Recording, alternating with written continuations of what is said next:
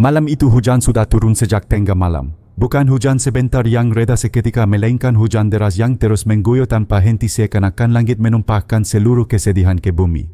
Jalanan di pinggiran kota Kupang basah kuyup genangan air memantulkan cahaya lampu jalan yang temaram. Suasana sunyi, hanya terdengar suara rintik hujan menampar aspal dan atap rumah-rumah sederhana. Ardi menggenggam erat setir mobil tuannya. Ia sudah terbiasa menarik ojek online hingga larut malam demi menambah penghasilan. Di dalam mobil sempit itu suara wiper yang berdesit berulang-ulang bercampur dengan napas tenang seorang anak kecil yang tertidur pulas di kursi belakang. Itu adalah Sari, putrinya yang baru berusia 8 tahun. Rambut hitamnya basah, sebagian masih tersisa-sisa hujan ketika pulang sekolah sore tadi. Ardi menoleh sekilas lewat kaca spion. Wajah Sari tampak pucat, pipinya menempel pada kaca dingin. Hatinya terasa pedih. Seharusnya anak sekecil itu bisa tidur nyenyak di kamar hangat, bukannya ikut ayah berkeliling di malam penuh badai. Tetapi apa daya, sejak Maria istrinya meninggal akibat kecelakaan 3 tahun lalu, Ardi hanya tinggal berdua dengan Sari. Semua beban kehidupan kini ada di pundaknya. Siang hari ia bekerja serabutan, malamnya menarik ojek online. Penghasilan memang pas-pasan, namun cukup untuk makan sehari-hari, biaya sekolah Sari dan sesekali membeli obat ketika Sari sakit. Hidup keras, tapi Ardi berusaha tidak pernah mengeluh. Di luar sana hujan semakin deras membuat pandangan kabur. Tiba-tiba dari balik tirai hujan tampak samar sebuah bangunan kecil Kapel Santo Yosef. Atapnya sudah tua, dindingnya berlumut, namun kaca jendelanya memancarkan cahaya lilin yang berkedip lembut. Ardi menahan napas. Tempat itu penuh kenangan. Dulu Maria sering bernyanyi di paduan suara kapel tersebut, suaranya jernih bagai bel. Malam Natal suara Maria selalu memenuhi ruangan kecil itu, membuat semua orang tersenyum. Tapi setelah Maria tiada, Ardi tak pernah lagi berani masuk ke sana. Kapel itu baginya hanyalah luka lama yang tak ingin diingat. Namun setiap kali melewati, hatinya tetap bergetar. Mobil melaju perlahan. Sari bergumam lirih dalam tidurnya seperti memanggil mama. Ardi tercekat. Tangannya menekan setir lebih kencang, matanya terasa panas. Ia tahu ada kehampaan yang tidak akan pernah bisa ia isi. Jalan di depan gelap gulita. Hanya sesekali kilat membela langit menyinari deretan rumah sederhana. Namun tiba-tiba cahaya lampu besar menerobos derasnya hujan. Dalam sepersekian detik Ardi sadar sebuah truk besar sedang tergelincir melungkur ke arahnya dengan kecepatan tinggi. Ya Tuhan, Ardi berteriak membanting setir. Ban mobil meleset di jalan licin, suara rem berdesit panjang. Dentuman keras menggetarkan udara. Mobil Ardi terguncang hebat membuat tubuh kecil Sari terhempas ke depan. Ardi panik menoleh ke belakang. Darah segar sudah membasahi baju putrinya. Sari terengah-engah, napasnya tersendat seperti benang halus yang hampir putus. Wajahnya pucat pasi. Dengan tangan gemetar Ardi merogoh ponsel dan segera menekan nomor darurat. Suara operator rumah sakit terdengar di seberang, namun jawabannya menghancurkan harapan. Maaf Pak, jalan utama tertutup longsor.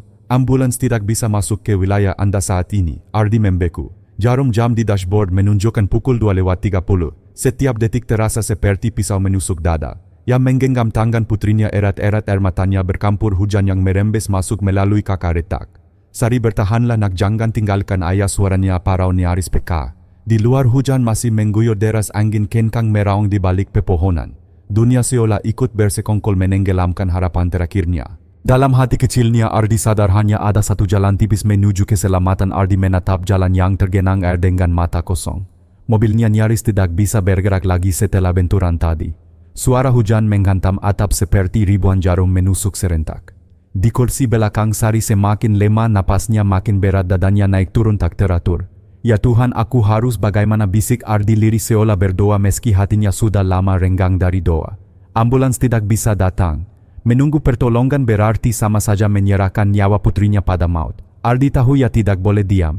Ia membuka pintu berlari keluar sambil menggendong Sari dalam pelukan. Tubuh kecil itu dingin, bibirnya membiru. Di harapannya samar-samar cahaya lilin dari Kapel Santo Yosef berkelip di balik tirai hujan. Ardi terhuyung menuju ke sana. Sepatu tuannya terendam lumpur, langkahnya berat, namun ia terus memeluk Sari erat-erat seakan takut anak itu akan lenyap bila ia melepaskan. Ketika sampai di halaman kapel, Ardi menemukan pintu kayu terkunci rapat. Ia menendang-nendang pintu dengan putus asa. Buka, tolong buka anak saya, sekarang teriaknya parau, tapi hanya ada gema hujan dan sunyi yang menjawab. Tak ada satupun orang di dalam. Ardi merosot berlutut di depan pintu, punggungnya basah kuyup. Ia memandang jendela kaca yang buram oleh air hujan. Dari balik kaca terlihat redupnya cahaya lilin menyala di altar. Ardi menempelkan Sari ke dadanya. Suara napas kecil itu makin pelan seperti angin yang sebentar lagi padam. Ardi menangis terseduh, suaranya peka. Maria, kalau kau bisa mendengar, tolonglah jaga anak kita. Aku tidak sanggup kehilangan dia juga. Hatinya hancur.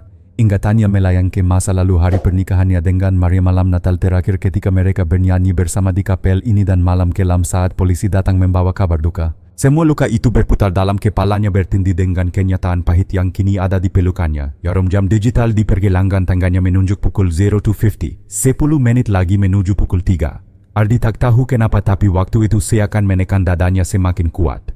Di tengah keputusannya bangkit mendekatkan wajah Sari ke kakak jendela. Tetesan air hujan di sana membentuk garis akak menetes turun tanpa pola. Namun entah mengapa Ardi merasa ada sesuatu berbeda pada jendela itu malam ini. Angin bertiup kencang mengguncang pohon di sekitar kapel. Suara denting halus terdengar dari arah menara kecil di atas meski tak ada orang di sana. Ardi menoleh dengan mata penuh ketakutan bercampur harapan. Tiba-tiba Sari menggeliat lemah, bibirnya bergerak pelan seolah ingin mengatakan sesuatu. Ardi menunduk, ayah dingin. Suara kecil itu nyaris tak terdengar namun cukup untuk menghancurkan pertahanan terakhir Ardi. Ia menangis keras menggenggam tubuh putrinya lebih erat. Bertahanlah nak, hanya sebentar lagi. Ayah ada di sini. Jangan pergi. Jam menunjukkan pukul 02.55. Setiap detik kini bagai palu menghantam dada Ardi. Di hadapannya kakak jendela kapel semakin basah oleh air hujan, namun cahaya lilin dari dalam memantul keluar membentuk kilau yang aneh.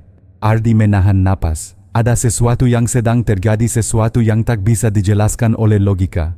Dan ia tahu malam itu belum selesai. Jarum jam menunjuk pukul 02.58. Hujan belum juga reda, malah semakin deras menutupi pandangan dengan tirai air yang tak berkesudahan. Ardi berlutut di depan pintu kapel yang terkunci, tubuhnya gemetar kedinginan. Di pelukannya Sari semakin lemah, napasnya makin pendek seolah detik-detik terakhir sedang menekan tubuh kecil itu. Ardi menatap kakak jendela yang dipenuhi tetesan hujan. Awalnya hanya garis-garis air yang jatuh biasa, namun perlahan pola itu berubah. Garis air membentuk lekukan jelas seperti bentuk telapak tangan. Ardi terperangah. Apakah aku berhalusinasi, gumamnya, suaranya parau. Namun bentuk itu semakin nyata. Tetesan air asin anehnya terasa asin saat mengenai bibir Ardi yang terbuka, membentuk bayangan tangan seakan menyentuh dari balik kakak. Cahaya lilin dari altar dalam kapel memantul keluar menyorot telapak tangan air itu dengan kilau aneh. Jam digital menunjukkan pukul 02.59. Seketika cahaya lilin memantul tepat ke wajah Sari. Wajah pukatnya kini diselimuti cahaya hangat kemasan seakan ada sinar yang menembus hujan deras. Tiba-tiba suara lonceng kapel bergema keras berdentang berulang-ulang. Ardi terkejut. Ia tahu betul tak ada seorang pun di dalam menara lonceng malam ini. Lonceng itu seharusnya hanya dibunyikan saat misa pagi, tapi kini berdering sendiri menembus gelap dan badai. Ardi menggigil bukan karena dingin, melainkan karena perasaan tak terjelaskan yang menjalari seluruh tubuhnya. Ia menunduk menatap putrinya. Sari, bertahanlah nak, dan saat jarum jam melompat tepat ke pukul 03.00 sesuatu terjadi. Napas Sari yang tadinya hampir putus tiba-tiba tersenggal lalu terhirup dalam-dalam. Dadanya bergerak, udara segar seolah masuk kembali. Matanya perlahan terbuka menatap wajah ayahnya. Ayah, suaranya lirih namun cukup untuk membuat Ardi jatuh tersungkur menangis tanpa suara. Air mata bercampur hujan mengalir di pipinya. Ia memeluk putrinya erat-erat, tubuhnya bergetar hebat. Terima kasih Tuhan, terima kasih Bunda Maria. Suara lonceng masih berdentang menggema ke seluruh kampung. Lampu-lampu rumah mulai menyala satu persatu. Warga yang terbangun karena dentang aneh itu berlarian menuju kapel, penasaran apa yang sedang terjadi. Ardi masih berlutut memeluk Sari yang kini sudah bernapas lebih stabil. Saat orang-orang datang, mereka melihat pemandangan tak biasa di jendela kapel. Bayangan telapak tangan dari air masih jelas terlihat bercahaya oleh pantulan lilin. Orang-orang terdiam lalu satu persatu berlutut. Doa-doa lirih mulai terdengar bercampur dengan suara hujan dan dentang lonceng yang tak henti. Malam yang tadinya penuh kegelapan kini berubah menjadi malam penuh doa dan harapan. Ardi menenggada menatap jendela kapel dengan mata penuh air mata syukur. Ia sadar ia baru saja menyaksikan sesuatu yang mustahil dijelaskan dengan logika manusia. Dan malam itu di tengah badai ia kembali percaya mukjizat itu nyata. Dentang lonceng belum juga berhenti. Setiap dentuman seolah mengguncang dada semua orang yang mendengarnya. Hujan deras yang biasanya membuat orang berdiam di rumah kini justru menyeret puluhan warga keluar berlari menuju kapel Santo Yosef. Mereka tiba dengan wajah penuh tanda tanya. Namun saat melihat pemandangan di halaman kapel, langkah mereka terhenti. Ada Ardi berlutut di tanah besek memeluk Sari yang sudah kembali bernapas. Wajah pucat anak itu kini tampak diterangi cahaya lembut dari jendela kapel. Dan di kaki yang basah bentuk telapak tangan dari air masih jelas terpampang. Hening. Semua orang menatap dengan mata membelalak. Hanya suara hujan dan dentang lonceng yang mengisi udara. Lalu seorang nenek tua merapatkan kedua tangan di dada berlutut dan mulai berdoa lirih. Bunda Maria terima kasih seperti bara api yang menyulut kayu kering, doa itu menjalar. Warga lain ikut berlutut. Ada yang menangis, ada yang hanya menunduk. Suara doa bergema serempak bercampur dengan gemuruh hujan. Malam itu halaman kecil kapel berubah menjadi tempat ziarah dadakan. Ardi masih terisak. Ia tidak pernah membayangkan bisa kembali merasakan kekuatan doa. Bertahun-tahun lamanya setelah kehilangan Maria ia menutup hatinya. Namun kini di depan semua orang ia menemukan kembali sesuatu yang hilang. Sari dengan suara pelan berkata, "Ayah, ada cahaya hangat. Aku tidak takut lagi." Ardi menatap putrinya dengan mata berlinang. Itu tanda nak, Tuhan tidak meninggalkan kita. Tiba-tiba seorang lelaki muda yang datang bersama warga menunjuk ke menara. "Lonceng siapa yang membunyikannya? Aku barusan lewat pintu samping, tidak ada orang di dalam." Bisik-bisik pun merebak. Tak seorang pun bisa menjawab. Lonceng yang terus berdentang sendiri itu menjadi misteri. Namun bagi banyak orang di situ jawabannya sudah jelas, ada tangan surgawi yang sedang bekerja. Jam menunjukkan pukul 03.10 ketika lonceng berhenti dengan sendirinya. Hujan pun perlahan mereda menyisakan sisa-sisa gerimis. Di halaman lilin-lilin kecil mulai dinyalakan oleh warga diletakkan di sepanjang tangga kapel. Suasana yang tadinya mensekam kini berubah menjadi syahdu penuh harapan. Seorang bapak parubaya berkata lantang, "Mulai malam ini kapel ini bukan hanya bangunan tua. Ini adalah jendela harapan bagi kita semua." Sorak setuju terdengar. Beberapa orang spontan bernyanyi pelan lagu rohani yang dulu sering dipimpin Maria. Ardi terdiam, hatinya bergetar. Seakan suara mendiang istrinya ikut hadir menyatukan mereka dalam doa. Ardi mengangkat wajahnya ke langit yang mulai terang oleh fajar. Air mata masih mengalir, tetapi kali ini bukan karena duka melainkan rasa syukur. Ia tahu hidupnya tidak akan sama lagi. Dan di tengah kerumunan itu lahirlah sebuah keyakinan baru. Kapel kecil dengan jendela bercahaya itu akan menjadi tempat semua orang datang mencari kekuatan, terutama mereka yang berjalan dalam kegelapan malam. Fajar mulai menyingsing di balik awan sisa badai. Jalanan basah berkilau oleh cahaya mentari pertama yang malu-malu menembus kabut. Warga masih bertahan di halaman kapel Santo Yosef, sebagian duduk di tangga, sebagian lagi masih berdoa di bawah jendela tempat tanda tangga itu terlihat. Ardi duduk bersandar pada dinding kapel, sari di pangkuannya. Anak kecil itu sudah tampak lebih tenang, pipinya mulai berwarna meski tubuhnya masih lemah. Ardi menggusap rambutnya dengan hati-hati seakan setiap helai adalah anugerah baru yang tak ternilai. Seorang ibu mendekat membawa termos kecil. "Pak Ardi, minumlah sedikit teh panas ini, biar badan tidak terlalu menggigil." Ardi menerima dengan mata berkaca-kaca. "Terima kasih Bu, saya tidak tahu harus bagaimana membalas kebaikan kalian." Ibu itu tersenyum lembut. "Kami semua tadi menyaksikan sendiri. Ini bukan hanya untuk Bapak, ini untuk seluruh kampung. Kami semua diingatkan kembali untuk percaya." Kata-kata itu menusuk hati Ardi. Ia memandang sekeliling, wajah-wajah letih tapi penuh cahaya iman. Semua orang yang biasanya sibuk dengan hidup masing-masing kini duduk bersama berbagi doa dan rasa syukur. Ardi teringat masa-masa setelah kematian Maria, yang menutup diri bekerja tanpa henti, bahkan sering menolak tawaran tetangga untuk sekadar berbincang. Baginya dunia telah kehilangan arti. Tapi malam tadi di bawah hujan deras dan dentang lonceng misterius, sesuatu dalam dirinya runtuh lalu terbangun kembali. Sari menggenggam tangan ayahnya.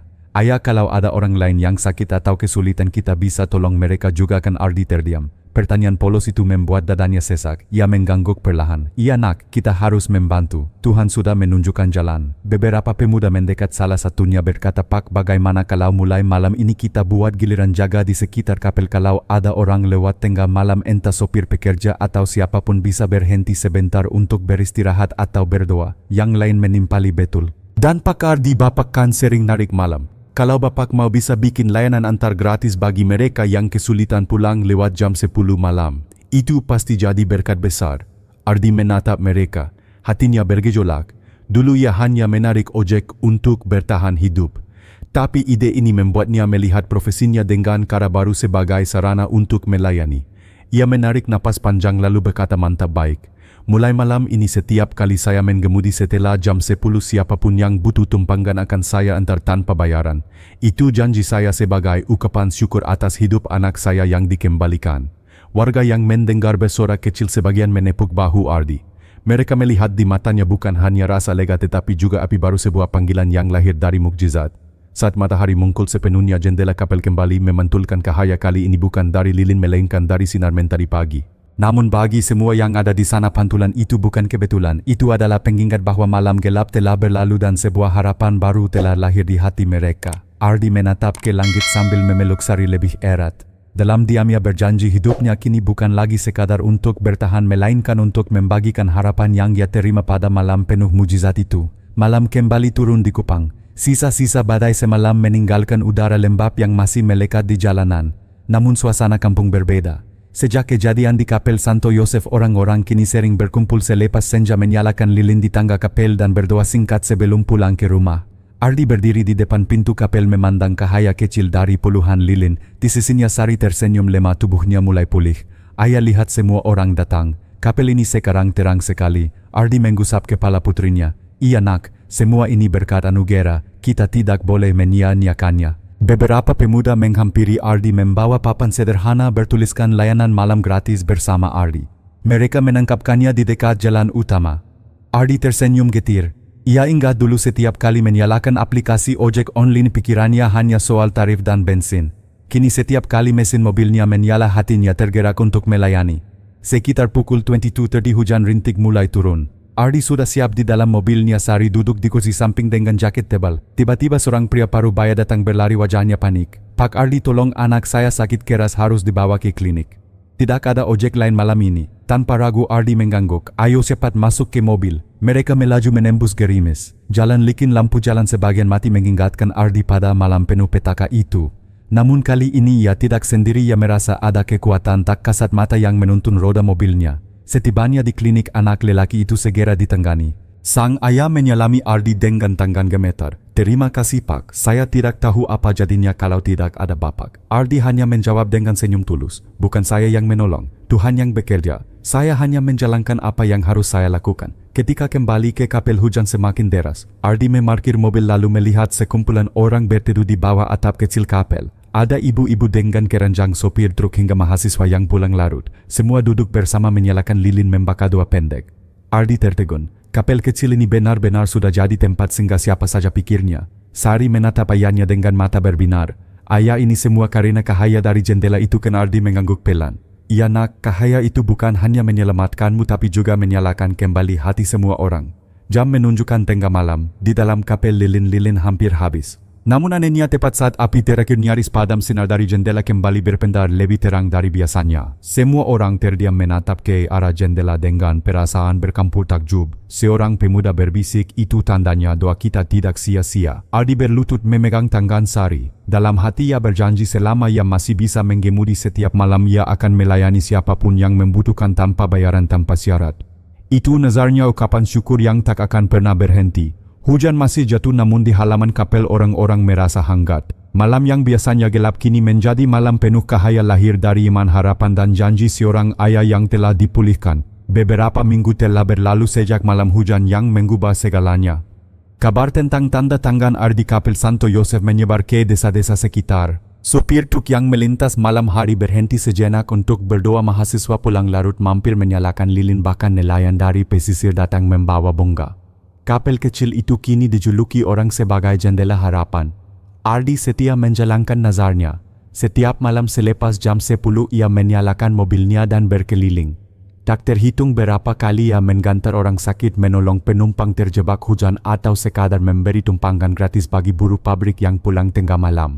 Namun pada suatu malam hujan kembali datang. Saat itu hujan deras turun lagi, mirip malam yang dulu. Jalan licin, angin kencang. Ardi baru saja selesai menggantar seorang wanita hamil ke klinik. Dalam perjalanan pulangnya melewati kapel, Sari yang ikut duduk di samping berkata, ayah lihat jendela itu menyala lagi. Ardi menoleh. Benar, di kakak kapel terlihat cahaya samar meski tidak ada lilin di dalam. Cahaya itu membentuk bayangan sama seorang perempuan berjubah biru berdiri seakan menggulurkan tangan. Ardi menginjak rem, hatinya berdegup kencang. Tiba-tiba dari arah berlawanan sebuah truk besar tergelincir. Jalan sempit tabrakan tak terhindarkan. Namun anehnya truk itu berhenti tepat beberapa meter di depan, seperti ada kekuatan menahan rodanya. Sopir keluar, wajah pucat pasi.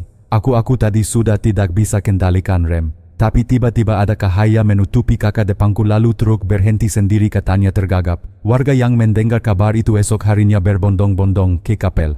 Mereka yakin mukjizat kembali terjadi. Di jendela bentuk telapak tangan air mungkul lagi, kali ini bercahaya lebih terang memantul ke wajah setiap orang yang berlutut di bawahnya. Ardi berdiri di tengah kerumunan memeluk Sari. Air matanya mengalir bukan karena takut tapi karena rasa syukur. Ia sadar mukjizat pertama bukanlah kebetulan.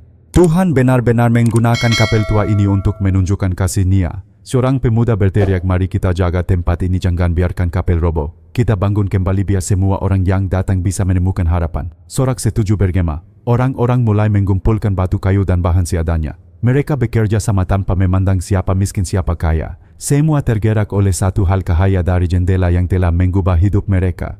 Di tengah keramaian, Ardi teringat malam paling kelam saat ia hampir kehilangan Sari. Ia menutup mata sejenak lalu berlutut di depan jendela kapel.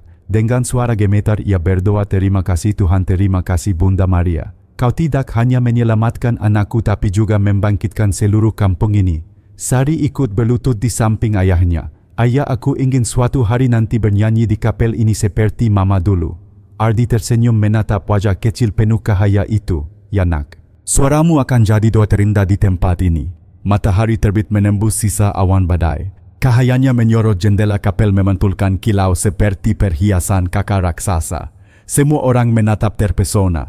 Dan disitulah twist terakhir terungkap pada pantulan kakak. Setiap orang melihat bayangan dirinya sedang berlutut berdoa meski beberapa dari mereka sebenarnya masih berdiri. Bayangan itu menyatukan mereka, menunjukkan bahwa di hadapan Tuhan semua hati sedang bersujud.